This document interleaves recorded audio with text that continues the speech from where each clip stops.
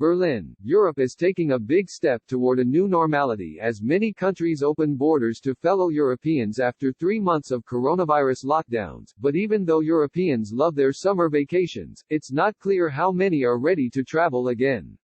Tourists from the US, Asia, Latin America and the Middle East will just have to wait for now. Europe is expected to start opening up to some visitors from elsewhere next month, but details remain unclear. The European Union Home Affairs Commissioner, Ylva Johansson, told member nations last week that they should open up as soon as possible and suggested Monday was a good date. Many countries are doing just that, allowing travel from the EU, Britain and the rest of Europe's usually passport-free Schengen travel area, which includes non-EU countries like Switzerland. Europe's reopening won't be a repeat of the chaotic free-for-all in March when panicked, uncoordinated border closures caused traffic jams that stretched for miles. Still, it's a complicated, shifting patchwork of different rules. And although tourist regions are desperately counting on them, a lot of Europeans may decide to stay close to home this summer. That's something tourism-dependent Mediterranean countries such as Greece are keen to avoid.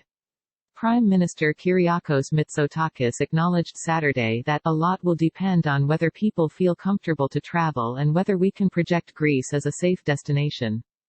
Greece has emphasized its handling of its outbreak, which saw only 183 deaths.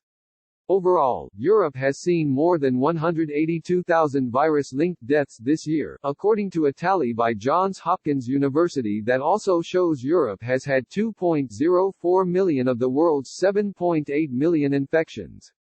Hard hit Spain, which on Sunday moved forward its opening to European travelers by 10 days to June 21, is allowing thousands of Germans to fly to its Balearic Islands for a trial run starting Monday, waiving its 14-day quarantine for the group.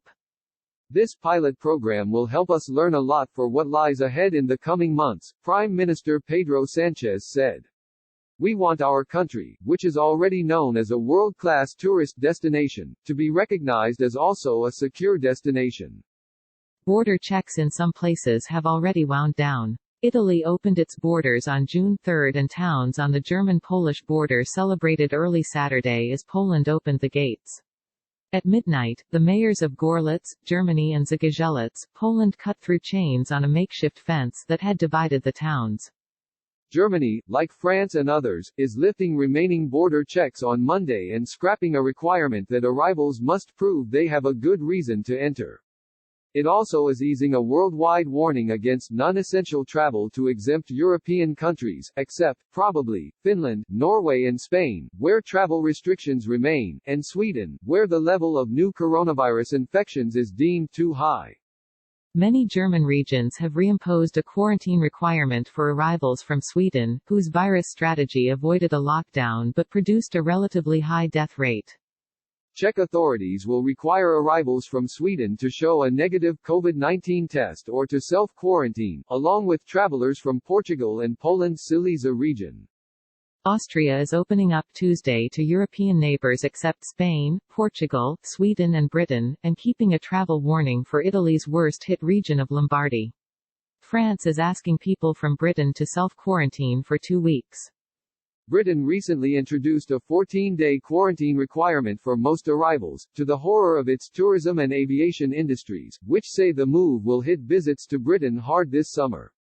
Denmark is opening up only for tourists from Germany, Norway and Iceland, and only if they can prove that they're staying for at least 6 nights.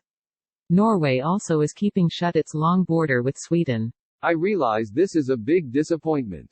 But the restrictions are based on objective criteria that are the same for everyone, Norwegian Prime Minister Erna Solberg said. If we open too quickly, the infection can get out of control.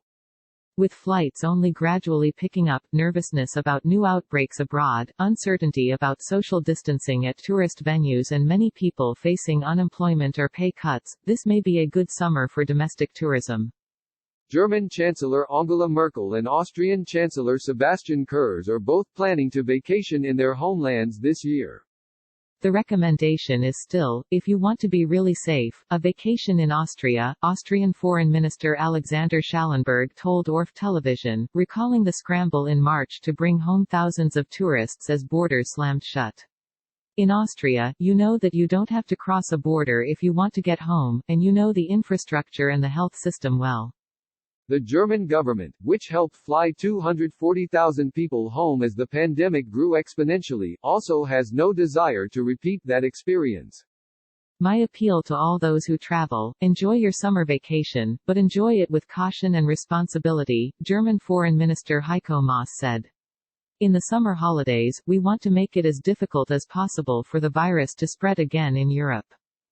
Follow AP pandemic coverage at http://apnews.com/virusoutbreak and https://apnews.com/understandingtheoutbreak.